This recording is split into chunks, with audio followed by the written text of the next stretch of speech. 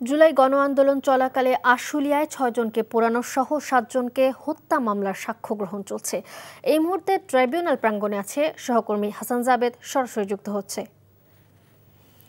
হাসান, হত্যা মামলার সাক্ষ্য গ্রহণের সবশেষ কি তথ্য রয়েছে আপনার কাছে, জানাবেন।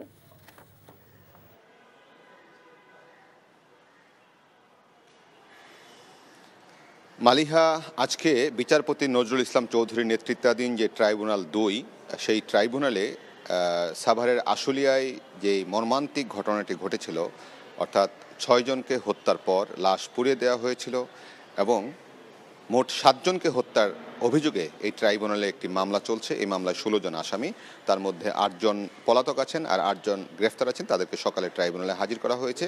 তাদের উপস্থিতিতে এখন সাক্ষ্য গ্রহণ চলছে। আজকে এই মামলায় ১৭তম দিনে ২২তম সাক্ষী একজন শিক্ষার্থী, তার নাম হচ্ছে শাহরিয়ার হোসেন, তিনি সাক্ষ্য দিচ্ছেন এবং তিনি বলছেন জুলাই আগস্ট আন্দোলনে তিনি প্রত্যক্ষভাবে আন্দোলন সংগ্রাম দেখেছেন এবং কিভাবে ছাত্র জনতাকে আন্দোলন দমনে নিপীড়ন করা হয়, নির্যাতন করা হয়, গুলি করা হয় এবং হত্যা করা হয়, সেসব তথ্যপত্র তিনি তুলে ধরছেন ট্রাইব্যুনালের সামনে।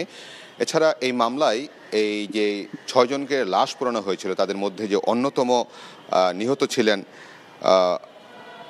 শহীদ হয়েছিলেন তানজিল মাহমুদ সুজয়, তার পিতা মোহাম্মদ শফিকুল ইসলাম, তিনিও কিন্তু পঞ্চম সাক্ষী হিসেবে সাক্ষ্য দিয়েছেন।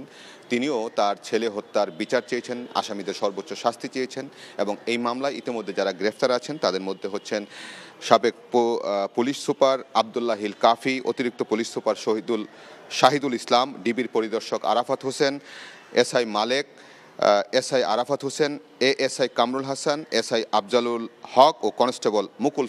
তারা ৮ জন কারাগারে আছেন। আর বাকি যে সাবেক সংসদ সদস্য এই সাভারের সাইফুল ইসলাম সহ ৮ জন পলাতক আছেন, তাদের অনুপস্থিতি বিচার চলছে এবং তাদের পক্ষে কিন্তু রাষ্ট্রনিযুক্ত আইনজীবী দেওয়া হয়েছে। তারাও কিন্তু এই সাক্ষীকে জেরা করছেন।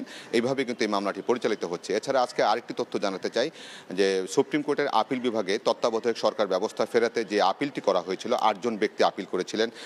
বিএনপির মহাসচিব, জামাতের সেক্রেটারি এবং বদিউল আলম মজুমদার সহ ৮টি আবেদন করা হয়েছে আপিল, এবং আপিলকারীরা আজকে কিন্তু তাদের শুনানি শেষ করেন এবং এখন আপিল বিভাগে রাষ্ট্রপক্ষ তত্ত্বাবধায়ক সরকার ব্যবস্থা ফেরাতে যে আপিল করা হয়েছে সেই শুনানি করছেন এখন রাষ্ট্রপক্ষ। তো এই তথ্যটাও জানিয়ে রাখলাম। তো এই ছিল আজকে হাইকোর্ট এবং ট্রাইব্যুনালের সর্বশেষ।